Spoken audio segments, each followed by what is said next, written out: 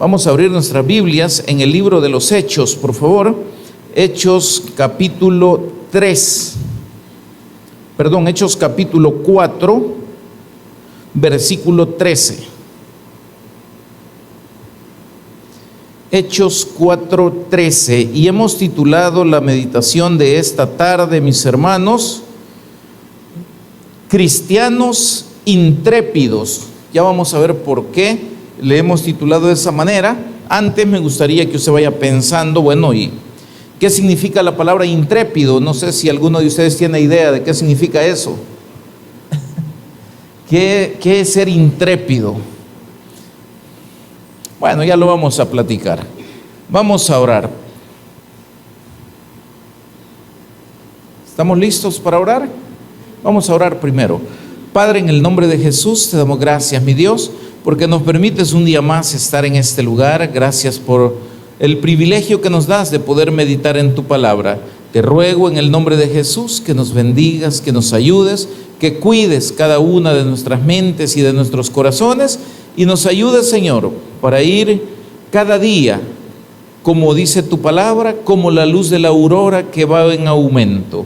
Nuestro propósito, mi Dios, es servirte cada día mejor, agradarte, Señor, con nuestras vidas y de alguna forma bendecir tu obra y glorificar tu nombre.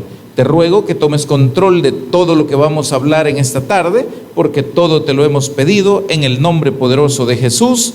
Amén y amén. Si quieres, se sienta, mi hermano, para que vayamos leyendo y lo vamos a ir haciendo de manera bien despacito, ¿verdad? Hechos, le dije, capítulo 4, versículo 13. Leemos la palabra del Señor en el nombre del Padre y del Hijo y del Espíritu Santo. Dice la Biblia: entonces, viendo el denuedo de Pedro y de Juan, y sabiendo que eran hombres sin letras y del vulgo, se maravillaban y les reconocían que habían estado con Jesús. Fíjese que leyendo esta parte de la Biblia es que surge justamente el tema de lo que vamos a hablar ahora, de cristianos intrépidos. La palabra intrépido es la misma palabra que estamos usando acá, que se usa en la Biblia, donde dice denuedo. No sé si usted tenía alguna idea de qué es lo que significa la palabra denuedo, porque esto lo hemos leído en la Biblia, ¿verdad? Y a veces la gente ha confundido la palabra denuedo con la palabra elocuencia.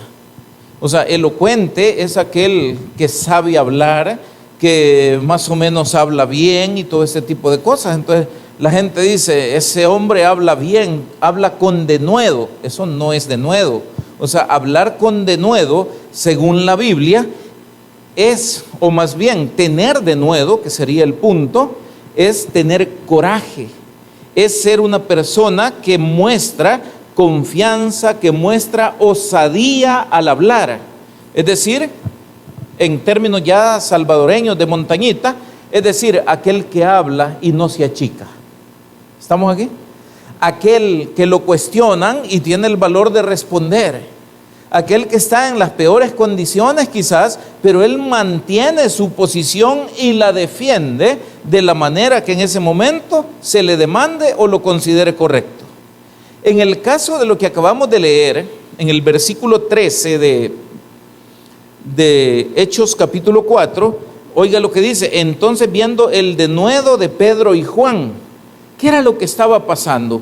Tal vez usted se acuerda que en el capítulo 3 del libro de los Hechos se describe que había una persona paralítica en la entrada de un templo que se llamaba La Hermosa. Cuando Pedro y Juan iban entrando ahí, este paralítico les pidió dinero. ¿Estamos ubicados hasta ahí, mis hermanos? Sí, ¿verdad? Cuando éste les pide dinero, ellos se detuvieron y fijaron la mirada en él, así lo dice la Biblia, y vino Pedro y le dijo: mira, oro y plata no tenemos, o sea, pisto no tenemos, pero lo que tengo te doy. ¿Y qué fue lo que le dijo? Lo agarró de la mano y le dijo: levántate y anda. Ok, entonces, ¿qué sucedió con el paralítico? Recibió la sanidad que él necesitaba. A raíz de esa situación, el Sanedrín, que era el organismo religioso más importante que había en la época de los judíos, y le digo más importante, no solo porque fueran reconocidos, sino porque el Sanedrín tenía tanto poder en ese momento que eran ellos, por ejemplo, quienes emitían cartas como la que le daban al apóstol Pablo, tal vez usted se acuerda, para perseguir, encarcelar, golpear e incluso hasta matar a los cristianos. Ellos fueron, por ejemplo, los que presionaron al gobierno romano. ¿Se acuerdan de Poncio Pilato? Ellos, el Sanedrín, es quien presionó a Poncio Pilato para que crucificaran a Jesús. Es decir, era un organismo que, si bien es cierto religioso, pero que también tenía una influencia política y un poder legal más allá de lo que nosotros a veces nos hemos imaginado. Entonces, cuando el Sanedrín intervenía en una situación y a alguien lo llamaban y le decían: mire, usted a partir de hoy le prohibimos que haga esto y esto y esto, esas personas por lo general tenían que dejar de hacer aquellas cosas, porque si no, venía cárcel, venía cualquier tipo de represalia y hasta la muerte. O sea, no estamos hablando de que, me llamaron de la iglesia y me dijeron tal cosa. No, estamos hablando de un organismo que tenía un poder real en cuanto a la aplicación de algunas situaciones terrenales. Pero el punto es este: cuando ellos se dieron cuenta de lo que Pedro y Juan habían hecho con este paralítico, ellos se enojaron y entonces mandaron a capturar a Pedro y a Juan.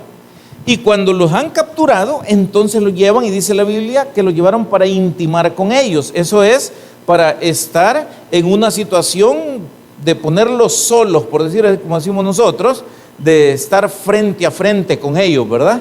Y en este evento lo que ellos hacen es decirles que tenían prohibido predicar en el nombre de Jesús. ¿Estamos aquí? ¿Estamos ubicados hasta ahí? Entonces, ¿qué es lo que sucede? Que la reacción de Pedro y Juan a esta prohibición no fue como la de todas las demás personas a quienes ellos intimidaban.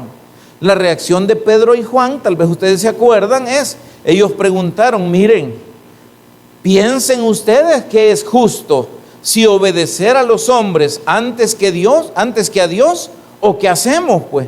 Pero nosotros, dijeron ellos, estamos convencidos que es necesario obedecer a Dios antes que a cualquier otra cosa. ¿Estamos aquí?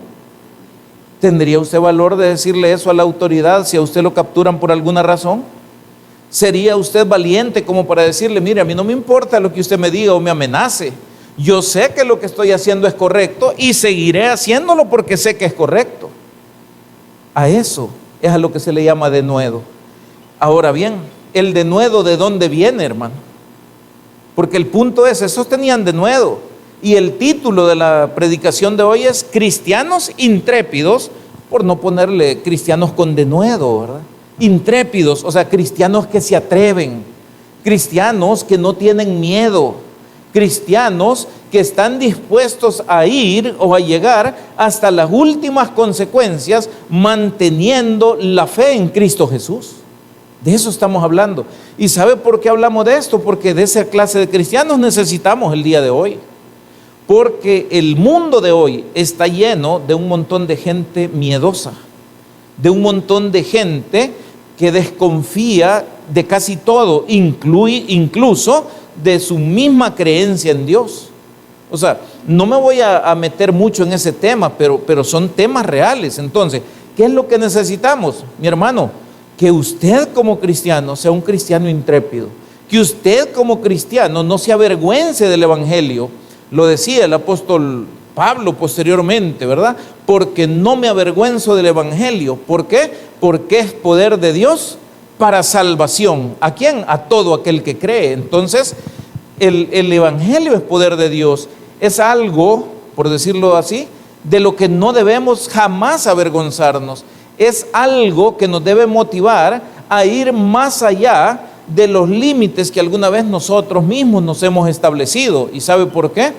Porque el denuedo, la intrepidez, la valentía, que es otra de las traducciones de denuedo, la valentía que nosotros adquirimos no viene de nosotros mismos, viene de Dios. Fíjese lo que dice el mismo versículo 13 que acabamos de leer. Si quiere, véalo ahí en su Biblia y dígame cómo es que estas personas identificaban a Pedro y a Juan como personas con denuedo, y dice que se maravillaban de ver la forma en que ellos hablaban, de ver la valentía, de ver la convicción que ellos tenían. Pero al final del versículo, ¿qué es lo que dice? Que era notorio por su forma de conducta y por su forma de hablar que habían estado ¿con quién? Con Jesús. ¿De dónde viene entonces la valentía que usted va a tener en el Evangelio? De su comunión con Dios, de no ser cristianos pingüinos, o sea, fríos, de no ser cristianos de domingo, de no ser cristianos de vez en cuando, de ser cristianos diligentes, de ser cristianos que buscan el conocimiento de Dios a través de la Biblia, de ser cristianos que quieren experimentar el poder sobrenatural de Dios, obrando en obediencia con la palabra que Dios nos ha dado. Esos son cristianos intrépidos, esos son cristianos con denuedo. Pero si usted se vuelve dentro de la iglesia un cristiano calculador, ¿a qué me refiero con esto? Un cristiano que ve, que mide, que primero dice si me conviene, si será que sí, o usted no está en ese momento dentro de los cristianos intrépidos. Usted está entonces dentro de los cristianos temerosos, dentro de los cristianos que la Biblia le llama dormidos, de aquellos que la Biblia dice: despiértate tú que duermes y te alumbrará Cristo, para que veas que has estado perdiendo el tiempo, para que veas que tenías posibilidades de ser o hacer cosas muy diferentes y muy grandes con relación a lo que hoy hemos podido hacer, y tú te has quedado sentado, acostado, con miedo, dormido o donde sea, pero no has llegado a hacer lo que deberías. Hay una parte de la Biblia en la epístola a los Hebreos donde la Biblia dice que vosotros, debiendo ser ya maestros, le dice, todavía son niños que necesitan todavía la leche espiritual. ¿Estamos aquí? ¿Por qué pasó eso, mi hermano? Porque no hemos ido más allá. Eso es como que usted me diga: mire, yo quiero ir al mar y yo quiero conocer a los delfines, o yo quiero conocer a las ballenas, pero usted llega a la playa. ¿Usted cree que los delfines andan allá a la orilla de la playa? A veces se ven de lejos, pero va a ver así el animalito que saltó por allá. Pero si usted lo quiere ver de verdad, ya de cerca, váyase al Golfo de Fonseca. Se lo digo porque yo ahí lo vi así cerca. Vaya al Golfo de Fonseca, súbase en uno de los barquitos que lo llevan a la isla de Meanguera, y cuando vaya más o menos a la mitad del trayecto, usted va a comenzar a ver que a la par de la embarcación comienzan a saltar los delfines. ¿Estamos aquí? Pero si yo me quedo en la playa, los delfines son del mar, ¿verdad? ¿Y dónde están? No, los que están ahí son otros, los cangrejitos y esas cosas, ¿verdad? Pero los delfines están más adentro. Quiero ver una ballena, hermano, entonces ya no es a Meanguera, entonces ya es de meterse mar adentro, como dicen los que saben de eso, ¿verdad? Es de irse lejos, quizás donde ya ni la tierra se ve. Pero usted puede decir: pero yo tengo miedo, yo no voy. Entonces no las va a conocer de cerca. Búsquela en YouTube, ponga un video y ahí las va a ver cómo se mueven las ballenas y todo. Pero si usted quiere ver cosas más grandes de Dios, entonces no se quede en la orilla, métase.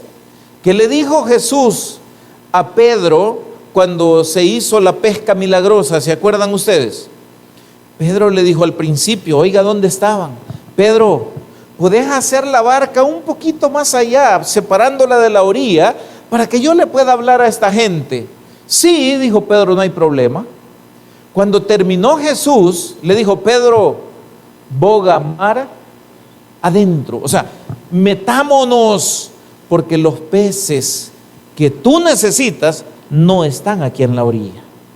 Vaya usted al EMPA o cualquiera de los ríos que nosotros conocemos Y en las pozas más pachitas, donde usted mete los pies, ¿qué es lo que hay? Comecayos, así les dicen, ¿verdad? De aquellos animalitos así chimbolos, de esos hay allí. Amén. Pero si usted ya quiere de los otros pescaditos un poquito más grandes, ¿a dónde tiene que ir? ¿Dónde está el embalse, verdad? Pero y allí ya no es la orilla. Allí ya no me metí hasta las rodillas en el agua. Allí el agua, ¿cómo es? Es profundo. Así como el conocimiento de Dios es profundo, y nosotros debemos sumergirnos en él. ¿Para qué? Para encontrar las maravillas que seguramente Dios quiere mostrarnos. Para que nos demos cuenta que en el mar no solo existen las cosas que nosotros apenas logramos ver cuando estamos en la orilla. En el mar, dice la Biblia, que hay grandes monstruos marinos, y no me estoy refiriendo específicamente a las ballenas. Hay otro tipo de animales terribles en el mar, pero no los podrá conocer nadie si no está mar adentro. ¿Estamos aquí? Entonces, lo mismo, un cristiano intrépido como es. Mire, antes de continuar, intrépido no significa imprudente tampoco. Eso hay que tener cuidado. O sea, intrépido tampoco significa, mire, yo me tiro y yo no sé si la poza es honda o es pachita, ¿verdad? Y va a quedar ensartado allá. Eso tampoco. No, usted puede ir entrando poco a poco, pero cada vez se va a ir metiendo más, aunque vaya tocando, ¿verdad? Pero cuando yo le digo y le hablo de un cristiano calculador que ve si le conviene o no le conviene, no le estoy hablando del que se va metiendo poco a poco, sino de aquel que se mete solo cuando le conviene. ¿Estamos aquí? Le pregunto yo, ¿cómo ve usted el ejemplo de Abraham? ¿Lo ve como un hombre intrépido o no? Abraham, vete de tu tierra y de tu parentela. ¿A dónde, Señor? A la tierra que yo te mostraré. Señor, no sé dónde. No sé. Hay una aventura que hay que recorrer. Hay una aventura a la que hay que ir. ¿Te atreves? Muchos queremos caminar sobre terreno seguro. En la fe, le voy a decir una cosa, en la fe son muy pocos los terrenos donde podemos estar completamente seguros. Le voy a mencionar uno. Totalmente seguro, si usted recibió a Jesús como Señor y Salvador de su vida, es salvo. Amén. Totalmente seguro, fundamento seguro, inamovible, sí. Pero si usted me dice después que va a querer ver la gloria de Dios manifestada en usted, si usted quiere que Dios a usted lo utilice, como dicen algunos, ¿verdad? Que Dios a usted le dé dones, que Dios a usted le dé talentos, que Dios a usted le muestre cosas más allá de lo que se ve normalmente, mi hermano, no es sobre terreno seguro. ¿Estamos aquí? Ya no es sobre terreno seguro. Entonces, ¿qué tenemos que hacer? Abraham, vete de tu tierra. Ok, caminemos. Señor, ¿para dónde? Por este camino dale.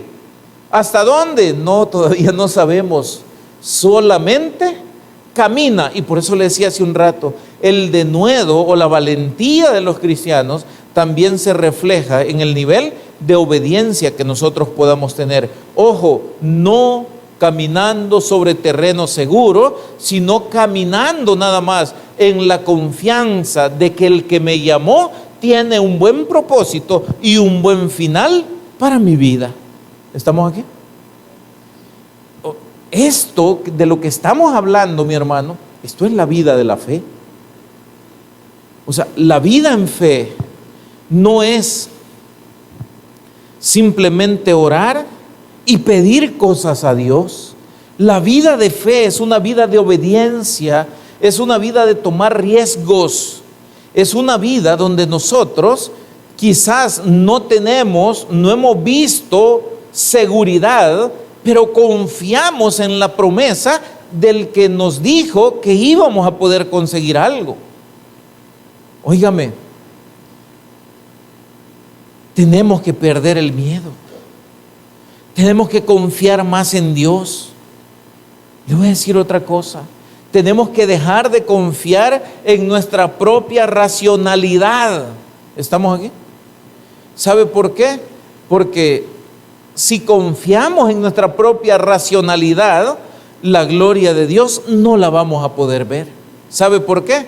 Porque nuestros pensamientos, nuestra racionalidad es muy baja comparada con la racionalidad o los pensamientos de Dios.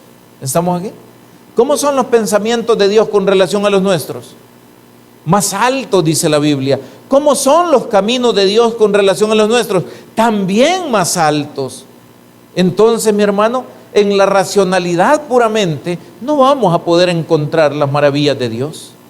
Tenemos que trascender de lo racional a lo espiritual en fe, donde la motivación del amor nos ayude a comprender que aunque no lo percibamos de esa manera, caminamos en territorio seguro cuando el llamado de Dios es lo que nos motiva a movernos. ¿Estamos aquí? Fíjese un ejemplo de esto. Hermano, si usted está a la mitad del lago de Ilopango, de cualquiera de los lagos que usted conozca en El Salvador, que solo son 2 grandes, y hay una tempestad, hay una tormenta de esas fuertes, y el barco comienza a moverse y toda la cuestión, ¿tendría usted el valor de bajarse a caminar sobre el agua? ¿Qué nos diría nuestra racionalidad?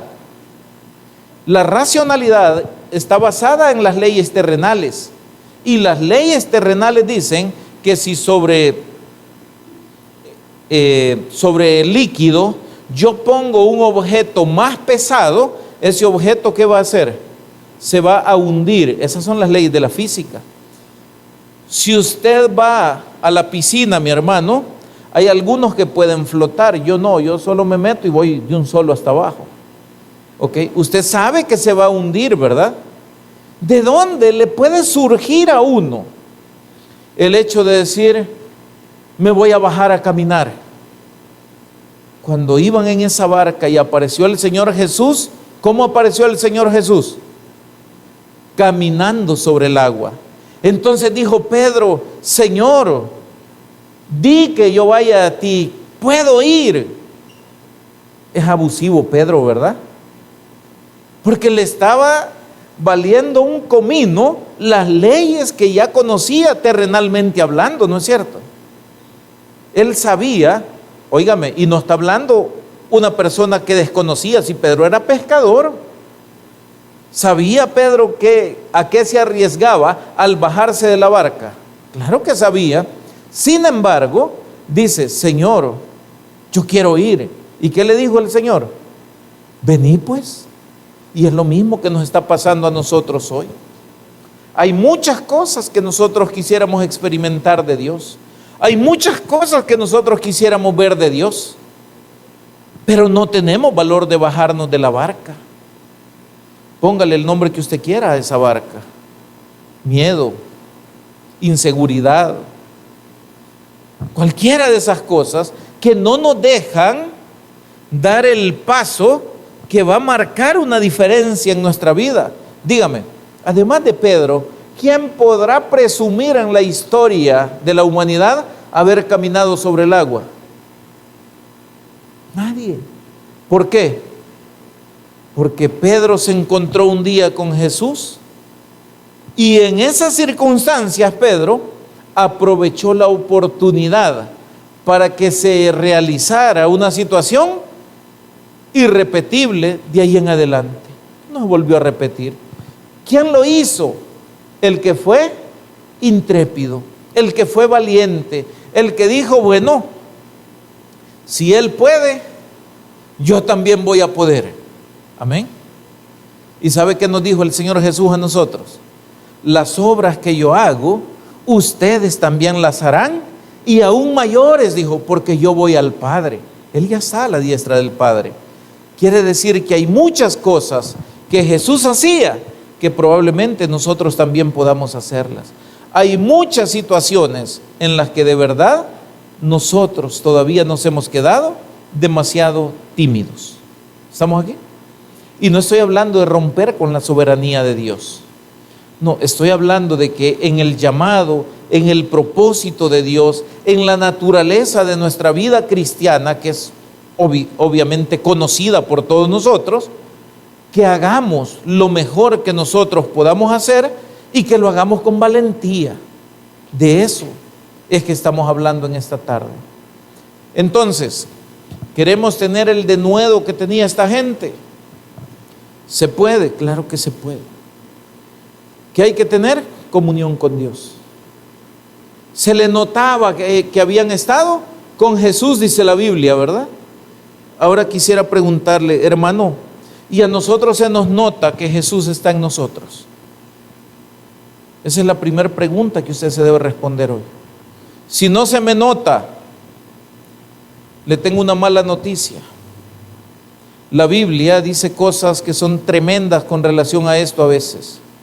Porque si vuestro evangelio está encubierto, dice la Biblia, ¿ya han leído esa parte? Está encubierto. ¿Entre quiénes es que está encubierto, hermano? Entre los que se pierden, dice la Biblia. En otras palabras, lo que le quiero decir, el cristiano verdadero debe manifestar valentía, debe ser intrépido, debe, a pesar del miedo, caminar, a pesar de la inseguridad, ir a donde fue llamado, a pesar de no querer, hacer lo que corresponde en un momento determinado. ¿Estamos aquí? El reto es este para nosotros. ¿Vamos a ser cristianos intrépidos, con denuedo, con valentía? ¿O queremos seguir siendo cristianos más o menos? Dice la Biblia que Dios no nos ha dado a nosotros espíritu de cobardía, sino ¿de qué? De poder, de amor y de dominio propio. De allí viene la intrepidez y el denuedo que los cristianos podemos manifestar, de la presencia, de la acción del Espíritu Santo en cada uno de nuestros corazones. Pero recibiréis poder cuando haya venido sobre vosotros el Espíritu Santo de Dios. Y yo pregunto el día de hoy, ¿ya vino el Espíritu Santo o todavía lo estamos esperando? El Espíritu Santo vino desde el día de Pentecostés y vino y se quedó, de tal manera que todo aquel que ha recibido a Jesucristo como Señor y Salvador de su vida, tiene al Espíritu Santo en él. Quiere decir entonces que tiene ese espíritu de poder, de amor y de dominio propio. Quiere decir que tiene ese denuedo que tuvieron aquellos para presentar defensa de su fe cuando les sea requerido, para hacerlo con mansedumbre, como dice la Biblia, o sea, no peleando, sino presentando los argumentos de fe que a través de la Biblia Dios nos ha enseñado y nosotros hemos aprendido al día de hoy.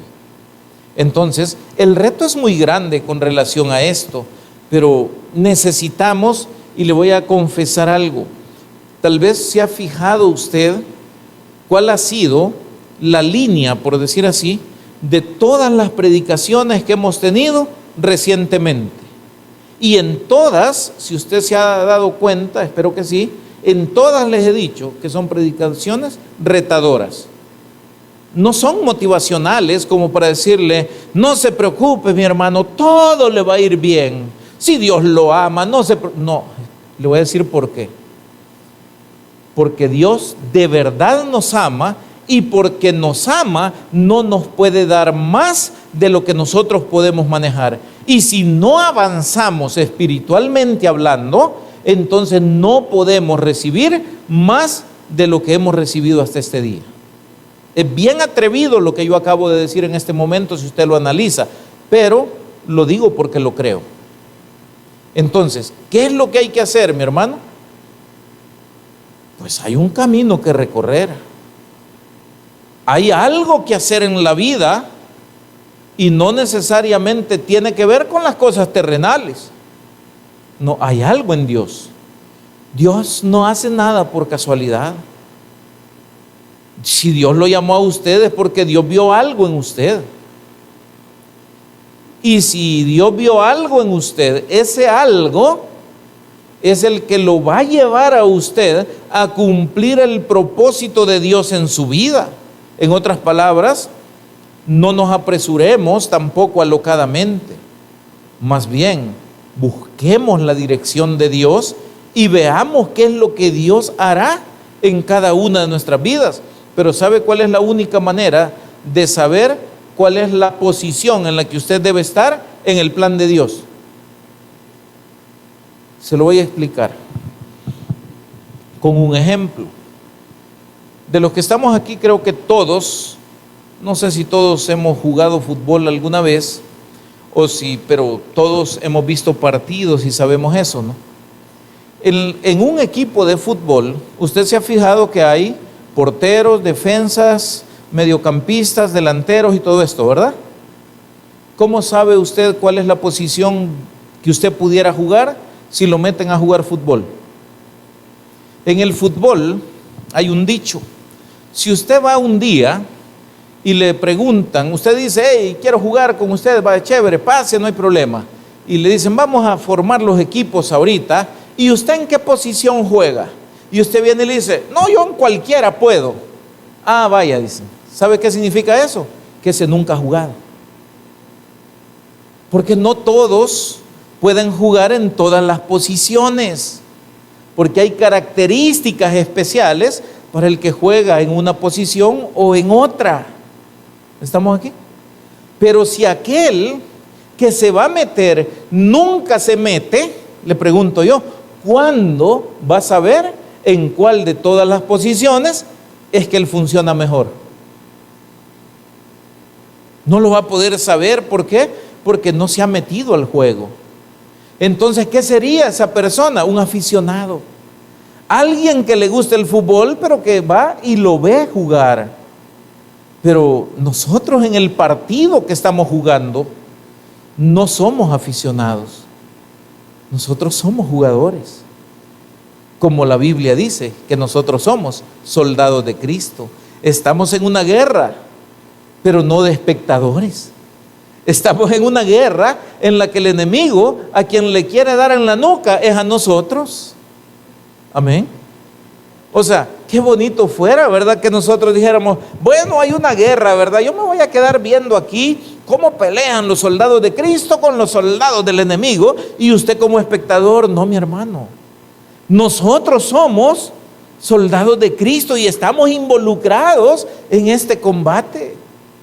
Óigame, yo no sé, de verdad, a mí me resulta fácil poner los ejemplos de fútbol porque es algo que me gusta o siempre me ha gustado, pero usted puede ganar un campeonato en el equipo en el que usted juega, pero nunca tiene el mismo sabor si usted fue parte de los 11 que estuvieron tirando patadas. Si usted era parte del equipo, ganaron el campeonato, pero usted estaba en la banca, usted se va a alegrar, y alégrese por sus amigos que fueron los que sudaron la camiseta. ¿Estamos aquí? Entonces nosotros ¿a qué estamos llamados, mi hermano? A ir al estadio del conflicto cósmico entre el bien y el mal. Y nosotros nos vamos a sentar en la gradería y vamos a ver quién gana. ¿Usted cree que ese es nuestro llamado? Mi hermano, el llamado para nosotros es que los que están en la gradería, y esto tiene base bíblica, que los que están en la gradería son otros, y usted debería saber quiénes son. ¿Quiénes son los que van a estar en la gradería o están ya en la gradería y están viendo el conflicto que se resuelve entre el bien y el mal, con nosotros como protagonistas del equipo de Jesucristo? ¿Quiénes cree que son los que nos observan en gradería y todo? ¿Sabe? No sabe. Son los ángeles. Los ángeles de Dios que continuamente nos observan. ¿Estamos aquí? Y de vez en cuando los ángeles se meten. Cuando usted se cayó porque lo botó uno del otro equipo, viene el ángel y lo levanta a usted. Cuando usted dice, es que ya estoy cansado, es que ya no puedo, vienen los ángeles y le dan aliento. ¿Se acuerda de Jesús en la tentación?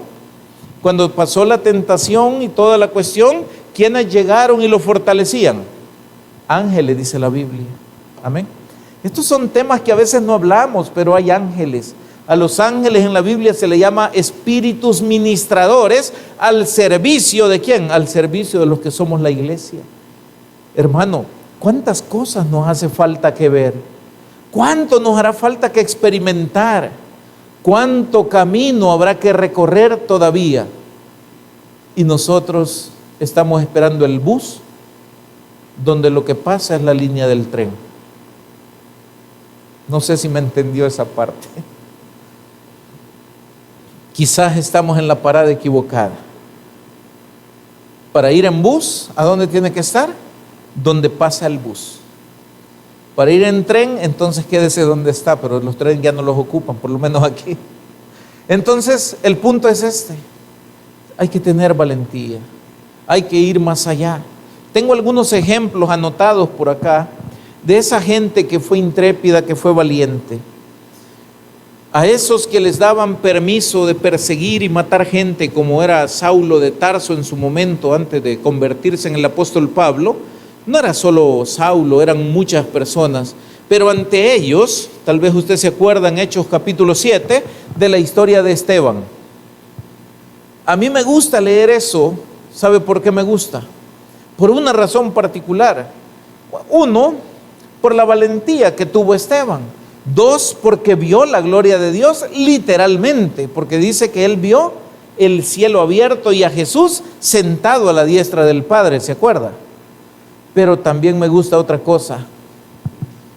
Cuando Esteban comienza a hablarle a esta gente, les comenzó a llevar una sola línea desde los patriarcas hasta la época donde ellos estaban, demostrando que tenía conocimiento y que hablaba lo que sabía y creía. ¿Estamos aquí? ¿Lo mataron? Pues sí, pero ¿y qué dice la Biblia?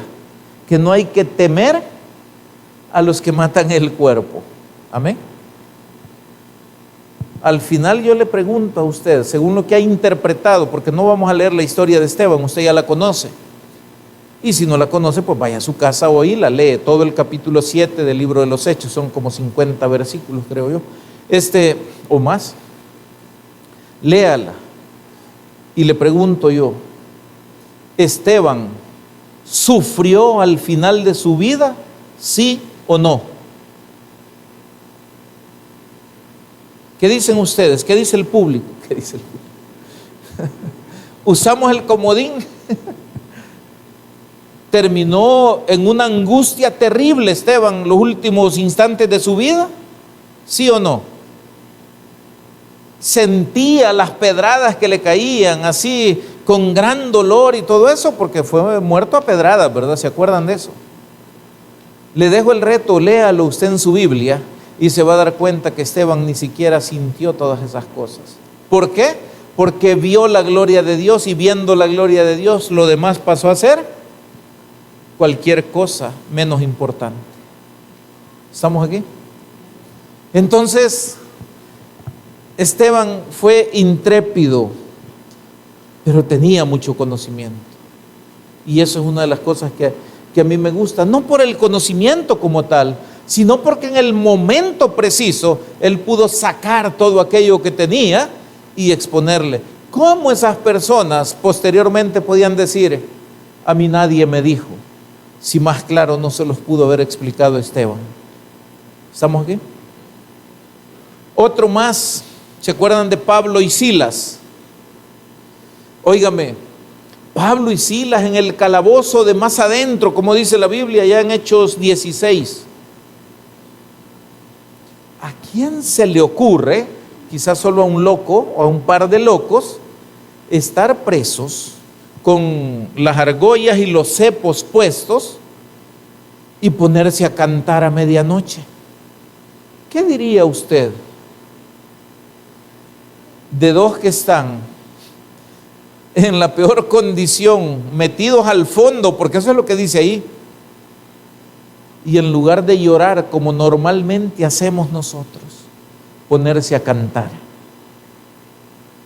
Este es otro nivel. Este es otro nivel de entendimiento que ellos tenían. Ellos decían, estamos aquí. ¿Por qué estamos aquí? Por causa de Cristo. Entonces, sufrir por causa de Cristo es un privilegio para nosotros. ¿Cuántos dicen amén a eso? ¿A usted lo han criticado alguna vez por venir a la iglesia? Mire, si nos critican, nos vituperan o nos ofenden por causa de Cristo, tranquilo, dice la Biblia que somos bienaventurados. Pero ojo, si nos critican porque somos sinvergüenzas en nombre de Cristo, entonces no es bienaventurado. O sea, hay que hacer la aclaración también, ¿verdad? Porque sufrir por el nombre de Cristo es sufrir haciendo lo que es bueno. Pero sufrir que me critican y me dicen, y es cristiano, porque me ven robando, porque me ven haciendo cosas que no son correctas, eso no vale para el bienaventurado. ¿Estamos aquí? Ok, entonces, ojo con eso. Y el otro ejemplo que tenemos acá, ¿se acuerda usted de Daniel y sus amigos? Daniel, ha salido un edicto del rey, es ley de Media y Persia. Por si no sabe qué significa eso, significa que esa ley, una vez establecida, no había forma de derogarla hasta que hubiera sido cumplida. Rey, haz un decreto que a partir de este día toda la gente debe orar únicamente a ti. En ese tiempo los reyes se consideraban como dioses, ¿verdad? Y entonces, de alguna manera, pues el rey se dejó engañar por esta gente y dijo, bueno, hagámoslo. Y sellaron el edicto, se hizo ley. Y al rey se le olvidó que su amigo Daniel era de los que constantemente permanecían orando. ¿Estamos aquí? Sí, no había pasado ni mucho tiempo, hermanos, cuando obviamente a Daniel, ¿qué estaban haciendo? Vigiándolo, porque era dedicado a él lo que habían hecho. Allá estaba Daniel, como siempre lo hacía, en la ventana de su cuarto, orando en voz alta en dirección hacia donde estaba la ciudad de Jerusalén. ¿Por qué creen que lo hacía de esa manera, mis hermanos? Porque cuando los judíos oraban, lo hacían en dirección del lugar santísimo. ¿Estamos aquí? Entonces, donde él estuviera, él lo tenía que hacer en dirección a donde había estado el templo y el lugar santísimo antes de ser destruido. Entonces, lo vieron y fueron donde el rey, ¿verdad? Aquellos que le cuento, y le dijeron, mira, rey, allá está tu amigo Daniel, sin obedecer la ley que tú has puesto. ¿Qué dijo el rey? Mi modo, es mi amigo. Fue a ver a Daniel y le dijo, ojalá que tu Dios te libre, porque quería, o sea, tenía aprecio por Daniel, pero era ley de Media y Persia. Así es que mi modo, tal vez usted se acuerda, Danielito, vení, y todos los enemigos, ¿qué cree que hacían? Contentos, dijeron, al fin nos acabamos al foso de los leones, y metieron a Daniel al foso de los leones a dormir con ellos. Yo le pregunto, ¿todo esto es natural? ¿Es en el plano terrenal que usted va a dormir junto a una manada de leones y en lugar de comérselo le van a servir de peluche? No, ¿verdad? No es normal. Sin embargo, dice la Biblia que el ángel de Jehová cerró la boca de ¿quiénes? De los leones. Amén. El siguiente día, fíjese el rey cómo estaba. El decreto había sido cumplido, al que lo incumplió lo metieron al foso de los leones. Ya no había problema. Hoy fue él a ver, y yo le pregunto, ¿por qué este hombre fue a ver qué había quedado de Daniel? Porque en el fondo él tenía la esperanza, no quiero decir fe, pero quizás, de que el Dios de Daniel hubiera hecho algo. Y cuando llegó, Daniel, y Daniel rugía, y Daniel le contesta al rey, aquí estoy, no me ha pasado nada. ¿Y qué pasó con los sinvergüenzas metidos chambrosos que fueron a ponerle el dedo. Vengan ustedes, les dijeron, a ver si tienen la misma suerte de Daniel. Y dice la Biblia que cuando los metieron a ellos al foso de los leones, no habían terminado de caer cuando los leones los habían despedazado. ¿Estamos aquí? ¿Qué es lo que muestra Daniel? Fidelidad a Dios, a sus convicciones, aun cuando la ley terrenal vaya en contra de lo que nosotros debemos hacer. Posteriormente, vemos a los amigos de Daniel. ¿Se acuerdan de ellos? Sadrach, Mesach y Abednego. Le regalo $5 al que me diga los 3 nombres de esas personas, pero los nombres judíos, no los nombres babilónicos. Ajá. Uno se llamaba como el hermano que está sentado ahí atrás. El de negro. ¿Cómo se llama el que está allá de negro? Vamos a ver si lo conocen. Él se llama Misael, ¿verdad? Pues uno se llamaba Misael y hasta les estoy ayudando. El otro, ¿cómo se llamaba? Zorobabel. No, mentira.